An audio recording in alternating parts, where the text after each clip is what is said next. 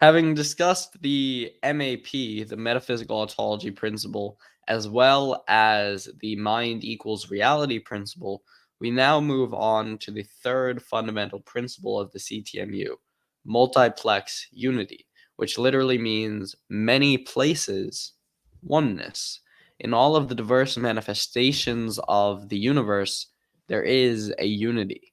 That is all that this principle means, basically, is that when we say that reality contains all and only that which is real, what is the precise nature of this containment? That's what this principle is seeking to set forth. And what it says is that which is real, that's basically a synonym for reality's contents.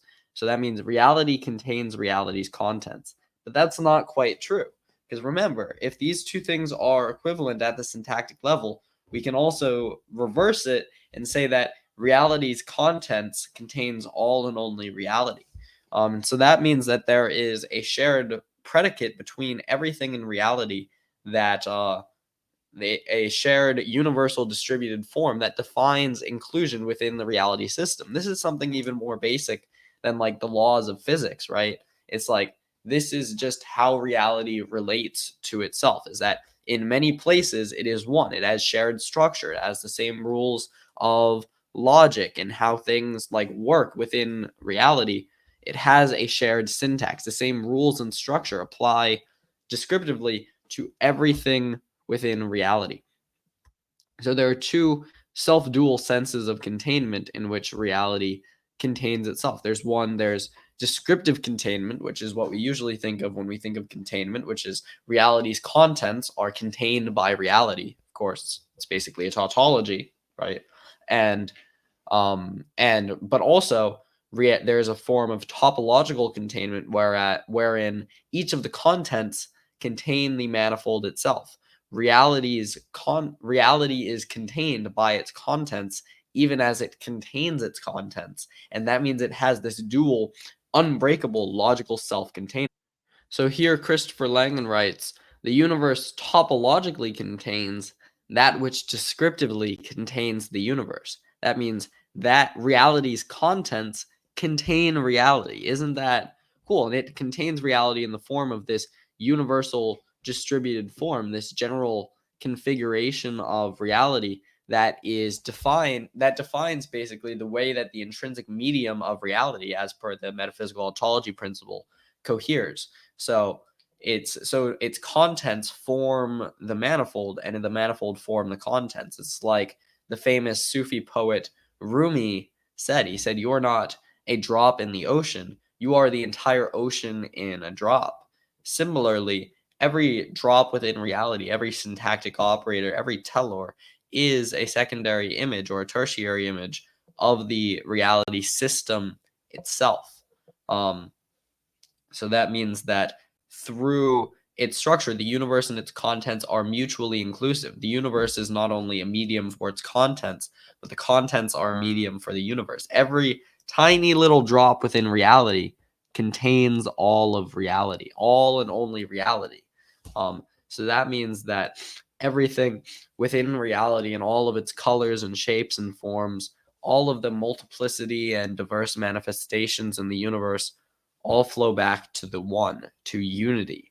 And the relationship that holds between the unity and that those diverse manifestations, the multiplicity, is the universe, as a descriptive as a container, and also that which is contained. And these two things there's a dual self-containment, wherein reality is inside of itself, and there is no remember, there's no outside to reality. Even from an intrinsic perspective, reality is always inside something. It's inside of itself. It is included within itself, because it has these two senses of being inside, basically. So the universe so Langan says the universe generically includes its content by serving as their syntactic unisect, meaning it serves at remember, syntactic unisect is the relationship, means that the relationship between two things is more fundamental than either of the things which are being related. So that means that the universe's containment of its contents is more general than either the universe as a container or the universe as content. It is the universe's self-containment that allows us to really think about what the real universe is. And that means that the universe, so the contents contain the universe in a specific sense, involving specific event histories that become entangled by interaction. So actually, not only is the entire system within each content, but through the self-configuring, self-processing language, each content within reality, every piece of content within reality contains and gets all of the relevant information needed for its state transition. So it is actually a self-modeling way of thinking about reality, is that every single little drop in reality gets that structure that it needs in order to evolve in such a way that it coheres with the entirety of the reality system. And so we don't have chaos, we don't have disorder, we have a surprising order, a surprising unity that comes from these manifestations in reality. So the overall medium enforces consistency of the contents. The contents are consistent with one another is because they're getting the information needed from the medium in order to evolve concomitantly with everything else in the reality system. So the job of that which holds everything together in reality is to make sure that everything is evolving in such a way that it's not reflecting its own, it's not like every little particle is running its own show. It's not that it has that self-generative evolution, at least not at a structurally complex level, but the reality system is adhering within every little drop within reality, and basically making choices for it through it. And there is still this way in which surprising order emerges, because reality is basically almost like possessing, in the sense of like possessing, like, people talk about possession by like a ghost or something. It's literally possessing, it's also containing everything within reality and using that as a mechanism for its self-generative evolution. Is the relationship between the maximal structure of reality, which is this global system, and the minimal structure of reality, which are these microscopic syntactic operators. The relationship between those two things, they are entangled with one another, and that means that they can coherently and consistently recognize and transform the medium. And so the universe is consistent, but it is also self-generatively evolving. So here we have a diagram which is basically through through multiplex unity, through the relationship between the between basically multiplicity and unity. Not only does syntax become state, not only do the rules and structure affect affect the contents of reality, but then the contents of reality flow back around and affect the structure of reality. So basically, the structure and contents of reality are mutually refining infinitarily, and that's reflected if you put this figure on its side. It's literally an infinity symbol. So basically, there's a relationship between syntax and state that is self-generative, and evolves through the alternation of topological and descriptive inclusion. So basically, multiplex unity says that reality is entirely self-composed, and it's basically a self-resolving paradox about the relationship between multiplicity and unity. It says that even in all of these diverse manifestations and colors and forms, all of these variegated aspects that all of these variegated contents of reality, it's all the same. It is all one. It is all one entity. That is what we're always flowing back to. Reality is one entity. That is the most important thing that you need to know. It is the law of one. Is that so it's basically a self-resolving paradox that splits in, that then, through the relationship between syntax and states mutually refines those two. Syntax and state mutually refine one another in order to generate space and time and ultimately get all these things about the universe that we love. It's like galaxies, star systems, biological life, even all of these are based on the relationship between topological and descriptive inclusion, which are basically within reality manifest themselves as two different ways in which the universe can basically two phases of the universe's evolution, one in which syntax becomes content and one in which content becomes syntax. So there's this dual stratification. The universe is closed, and since it's closed by virtue of metaphysical ontology, all that there is this infinitary feedback between syntax state. And it just keeps going like that. Reality is a self-resolving paradox that is close. And now we can finally bring this all together based on these three principles we've discussed. Metaphysical ontology principle says reality has this aspect of closure. Mind equals reality says that reality has this comprehensiveness whereby all of its contents are recognizable by itself. And finally, this says that reality is consistent. So basically reality is closed, comprehensive, and consistent, and these are the three generalized criteria of reality theory as well. So, and this is proved by the stability of perceptual reality. There are no jumps or breaks in our perceptions. That means that there has to be this consistency, and the only logical model for that is within multiplex unity, is that somehow all of this, not everything isn't running its own show. There is a show being run, and it's not by us. It's by the highest level of our identity, by the highest level of reality, that which binds everything in existence into one thing, one entity. And that is the ultimate guarantor of consistency. So basically, MU serves as kind of a unifying concept for the coherence, consistency, and comprehensiveness of reality. And this kind of is like the midwife to our later principles. Right now, we're going to get into something that's closely related, which is the principle of hology, which means self-composition. It means that the whole is contained within the word, is that there is a logos, there is a intrinsic feedback language of reality that basically allows for, that is basically a universal distributed form that is and this universal control language has basically is manifest within like the relationship between reality and its content. So there is actually a language that promotes the mutual refinement of syntax and state, and that is the same language which is affecting, by definition, the self-generative evolution of reality. And so that means that hology is about the language that allows the whole to be contained within every aspect. So Langen says, hology, a logical analog of holography characterizing the most general relationship between reality and its content. So again, reality is not just a hologram because that applies something external. It is a self-projecting hologram. It is a self-simulation of reality through its contents and its contents through reality.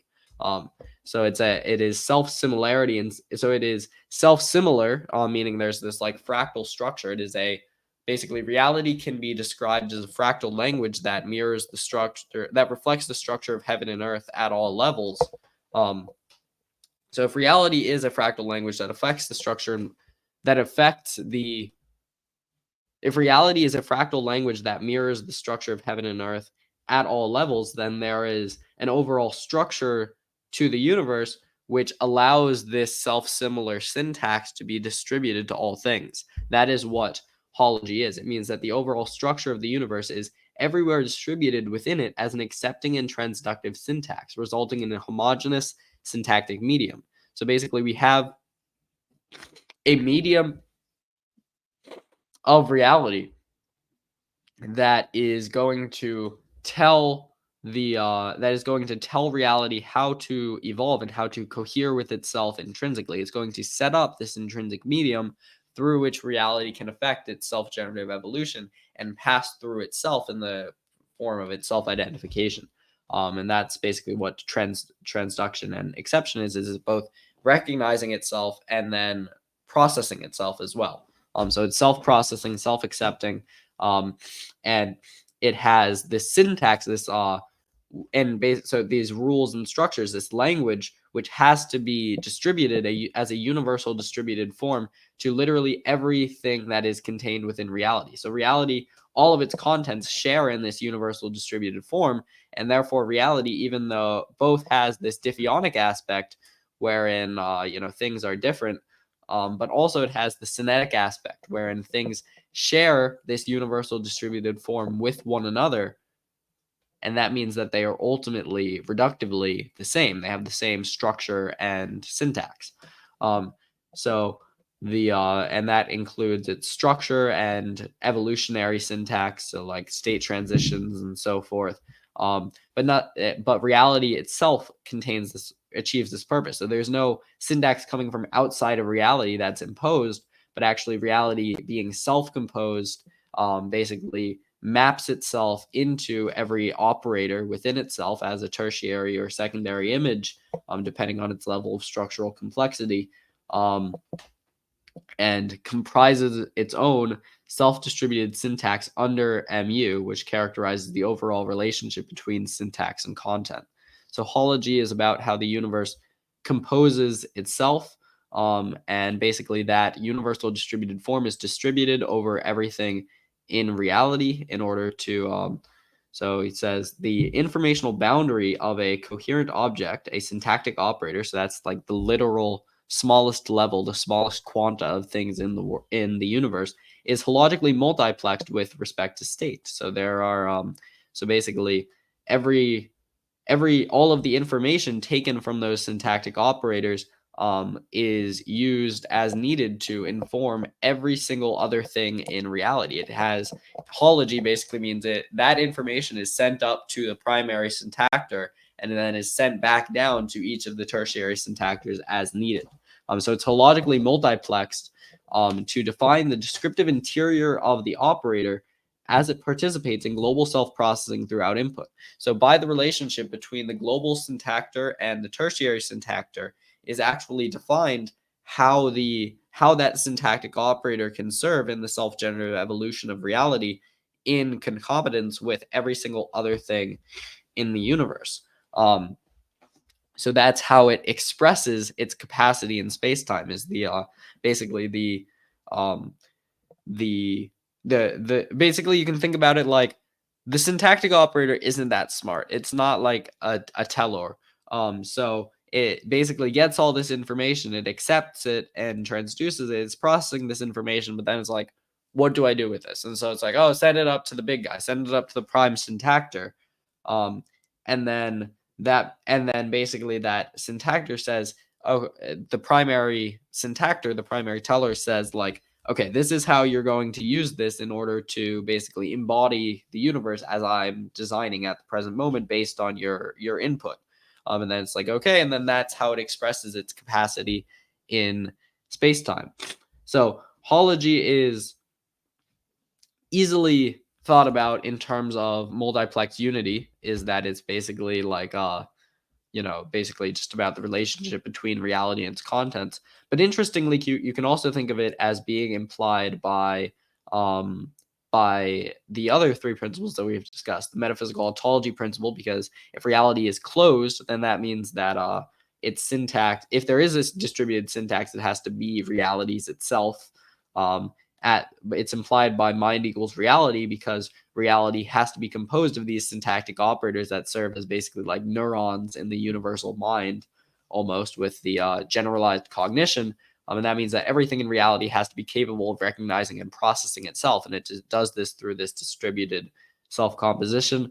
And also syndifionesis, because that's basically all about the relationship between the universal distributed form and the diffeonic manifestations. So hology kind of binds together, interestingly, which is kind of similar to its idea, but it binds together, like hology does, all of the different concepts we've discussed thus far in the CTMU.